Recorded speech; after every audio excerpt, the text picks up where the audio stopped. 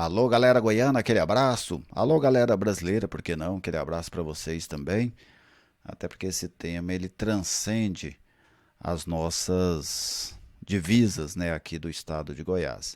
Eu quero falar sobre este final de semana, o qual eu adjetivo como um final de semana muito triste para o futebol brasileiro por diversos fatores. E eu quero discorrer um pouco sobre isso aqui no canal, né? Até porque aqui eu tenho um pouco mais de espaço, de tempo para falar, e eu queria falar um pouco com vocês sobre isso. Logo depois da vinheta de abertura, eu trago os detalhes sobre essa questão da suspensão do jogo entre Goiás e Corinthians, das confusões no jogo do Castelão, das confusões no jogo da Ilha do Retiro. Tudo isso a partir de agora, aqui nesse vídeo.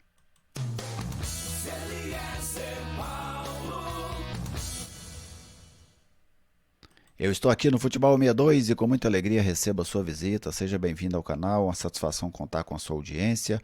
Se você ainda não veio por aqui, né? Satisfação, prazer. Bom, deixe aí o seu like, se inscreva no canal se você ainda não for inscrito. Dá uma moral aqui para a nossa Viegas Printer, locação de impressoras. Se você precisa de uma impressora para o seu negócio, para a sua residência, fale com a Viegas Printer, que ela tem a impressora ideal para a sua necessidade. Atendimento em todo o estado de Goiás. E você pode falar com os consultores da Viegas Printer pelo 99143-7700. Viegas Printer, uma grande parceira do Futebol 62.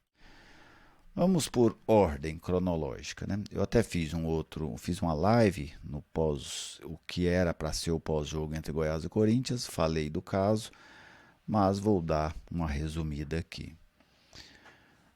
Foi o primeiro incidente, por isso eu vou começar por ele. Não aconteceu o jogo, depois de um imbróglio jurídico, o Ministério Público do Estado de Goiás queria e continua querendo o jogo entre Goiás e Corinthians com apenas uma torcida, devido a uma recomendação da Polícia Militar do Estado de Goiás, que entende que esse jogo é de grande risco por conta de uma rivalidade muito quente neste momento entre as organizadas do Goiás e do Corinthians, que no jogo da ida lá em São Paulo travaram a batalha campal lá na Marginal Tietê. Essa é a razão. O STJD, através do seu presidente Otávio Noronha, não foi uma decisão do STJD, foi apenas do presidente até agora, entende que o jogo não pode acontecer com apenas uma torcida, porque o Corinthians seria prejudicado neste caso. Olhando desportivamente pela isonomia do campeonato, concordo com o presidente do STJD. O Corinthians ficaria prejudicado, já que o Goiás teve torcida lá em São Paulo e ele não teria aqui. Ponto. A questão é que o senhor Otávio Noronha não é especialista em segurança pública. Até onde eu sei, ele não tem qualquer tipo de conhecimento mais aprofundado nesta área.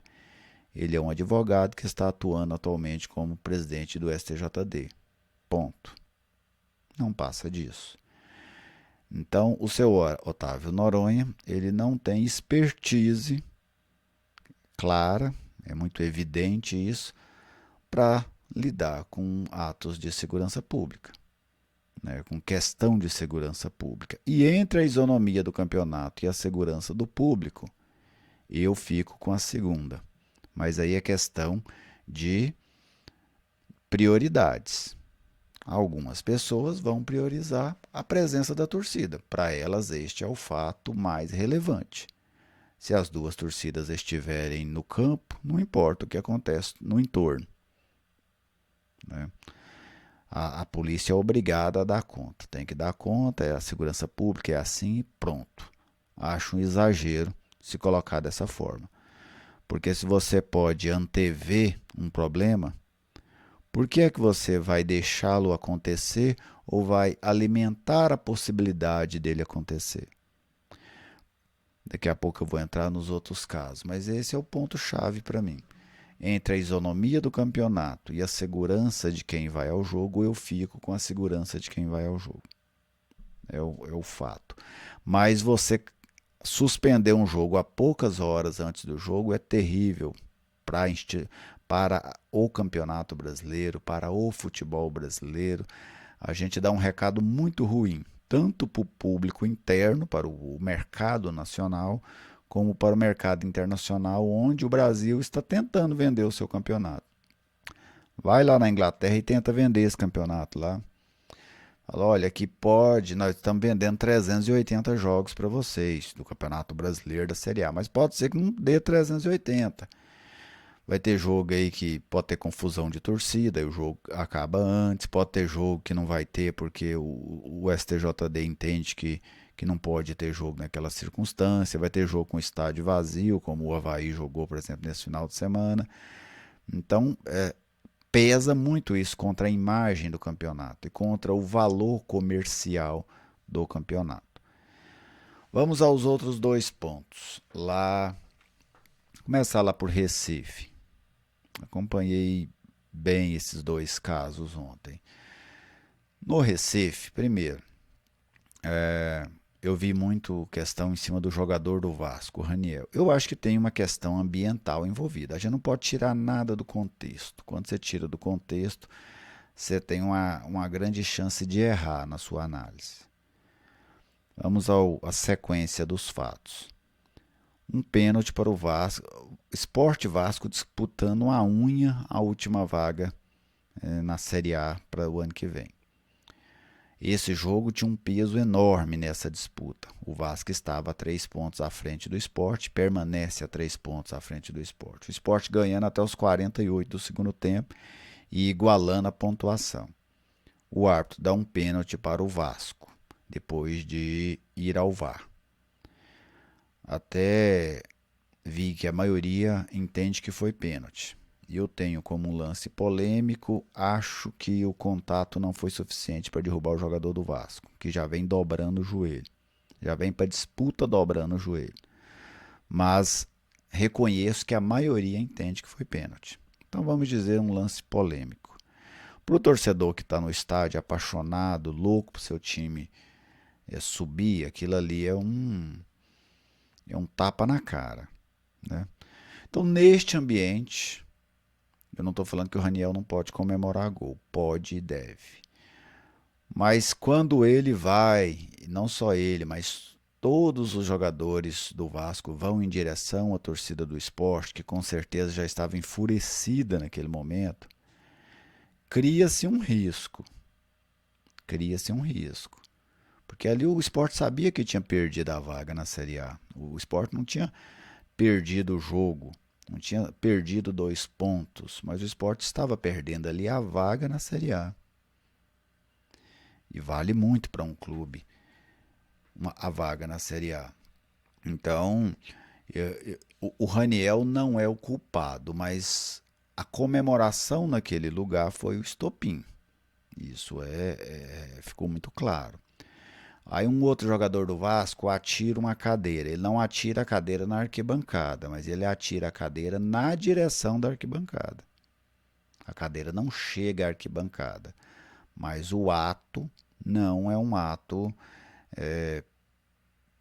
vou colocá-lo baixo, não é um ato inteligente. E você atirar uma cadeira, seja para cima, mas na direção da torcida oposta. Então ali é o estupim. Mas, por exemplo, o portão estava aberto, ficou nítido, o portão estava aberto, as pessoas empurram o portão ali e ele abre. Erros na segurança, não tinha um isolamento ali naquela região. E a partir dali o que a gente viu foi cenas de selvageria. Eu vi um rapaz lá batendo uma moça da ambulância, de tão loucos que estavam, né? Eu não vou defender aquele cidadão aqui, é claro que eu não vou defender que torcedor invada gramado, vai bater em bombeiro, vai bater em qualquer pessoa que seja. Não vou defender. Mas aquele também é um péssimo exemplo. Acho que os jogadores do Vasco erraram em comemorar o gol ali, erraram em jogar a cadeira ali, pelo ambiente criado naquele momento. Mas eu nem daria cartão amarelo por isso. Acho que foi um erro comemorar naquele lugar. Atravessa o campo, comemora na torcida do Vasco, seria mais prudente. Os jogadores do Vasco não erraram, mas foram imprudentes. E eu classifico dessa forma. Tanto que eu nem daria cartão amarelo para eles. mas acho que foram imprudentes. Eles foram os aposentados que saíram do banco contando dinheiro. Não é um crime, mas é uma imprudência que pode custar caro. Como, por exemplo, um ladrão vir e levar o dinheiro. O errado é o ladrão, mas talvez você nunca mais recupere o dinheiro. E aí? Quem é que ficou no prejuízo, né? O outro ponto, lá do Ceará, foi outro motivo. Iniciou-se uma briga, até onde eu consegui apurar, entre a organizada do Ceará e os torcedores não organizados do Ceará, vamos dizer assim. E aí eles começaram a atirar cadeiras uns nos outros. Tanto que a gente vê as cadeiras voando lá de um lado para o outro. Então, as pessoas que invadiram o gramado, elas não queriam invadir o gramado. Elas queriam fugir da bagunça. Fugir do problema. Até porque a gente vê pai com um filho entrando dentro do gramado. Alguns outros invadiram o gramado quando essas famílias, esses torcedores que queriam fugir da confusão, invadiram o gramado. Outros aproveitaram-se do momento e invadiram, tentaram até correr atrás de jogador e coisa assim. Mas essa não foi uma invasão, vamos dizer, mal intencionada. As pessoas estavam fugindo de uma briga nas arquibancadas. E se eu tivesse lá com um filho meu, eu teria feito a mesma coisa. Eu não sei você, talvez você discorde de mim. Mas se tivesse uma confusão onde pessoas estivessem atirando cadeiras e corresse risco de, por exemplo, um filho meu que estivesse comigo no estádio, eu também pulava para o gramado. Poderia ser preso, depois a gente resolvia isso, mas naquele momento eu tentaria resguardar a integridade física, especialmente de um filho, de um amigo, de uma namorada, de uma mãe que estivesse com você lá no estádio. Então foi isso que eu vi lá. Mas aí muita gente entrou e o jogo acabou sendo suspenso. Para mim, os dois árbitros acertaram. Os dois árbitros acertaram em não dar continuidade no jogo. Esse é um ponto que eu coloco. Mas o exemplo foi péssimo. Os três exemplos foram péssimos. O exemplo do STJD suspender um jogo faltando 3 horas para o jogo. Péssimo. Capricho do senhor Otávio Noronha. Ele não aceitou ser contrariado. E aí ele sabotou a partida. Isso que o seu Otávio Noronha fez. Ele sabotou o jogo. Outro, o da Ilha do Retiro, como eu citei. Para mim, os culpados da invasão, claro, são aqueles que invadiram. Não tem como pôr a culpa em outro. Mas para mim, os jogadores do Vasco foram imprudentes em comemorar daquela forma naquele local. Não erraram, mas foram imprudentes. E a invasão do Castelão, uma briga na arquibancada, claro que é um troço muito feio. Você ficar jogando cadeira no outro torcedor é feio também, completamente errado. Mas as famílias que invadiram o gramado, eu dou total razão a elas. Porque eu teria feito a mesma coisa. Quem invadiu o gramado para outra coisa, para correr atrás de jogador, para tentar brigar, completamente errado. Mas aqueles primeiros que fugiram do tumulto e pularam para dentro do gramado, eu não os culpo nenhuma vírgula, porque eles estavam apenas tentando defender a integridade física deles e de vários ali, de menores, de crianças, e foram várias as crianças que a gente viu dentro do gramado. Então, para mim, este é o saldo em relação a isso. Mas, de um modo geral, foi um final de semana onde o futebol perdeu. Aliás, eu diria que esse final de semana para nós foi pior do que o 7-1 para a Alemanha. Você fica à vontade aí para fazer o seu comentário, para fazer a sua participação.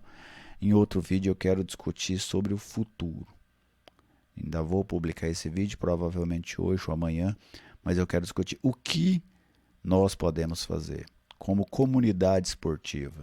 Federações, imprensa, torcida, clubes, o que é possível ser feito diante dessas situações. Mas isso eu vou gravar num outro vídeo. Um grande abraço, muito obrigado pela audiência de sempre e até a próxima.